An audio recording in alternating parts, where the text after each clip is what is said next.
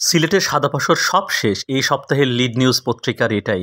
দেশের সবকিছু সবাই সবকিছু খেয়ে ফেলতেছে, তাই মিস না করে তাড়াতাড়ি চলে গেলাম বক দেখতে চলন বিলেত দেশে। স্টোন কলেজের প্রিয় কলিগ সৌভিক লিখেছে, যাক বাবা, অন্তত সিলেট যাওয়া থেকে বেঁচে গেলাম, 20-30 হাজার টাকা বেঁচে গেলাম, বউ তো জীবনেও যাবে না আর। পাথর উঠানো শেষ, আমাদের দুদক সিনেমার শেষে চোরদের ধরার জন্য এন্ট্রি করতেছে। হায় হায়, প্রশাসনের লোক হয়ে রিমি ম্যাডামও পর্যন্ত এই সুন্দর ফেসবুক পোস্টটা দিল। গতকাল দেখলাম এক নদী পাথর অর্থাৎ 6,000 কোটি টাকার পাথর নাকি বাংলার জনগণ প্রশাসনের ডাকে সব ফেরত দিয়ে যাবে।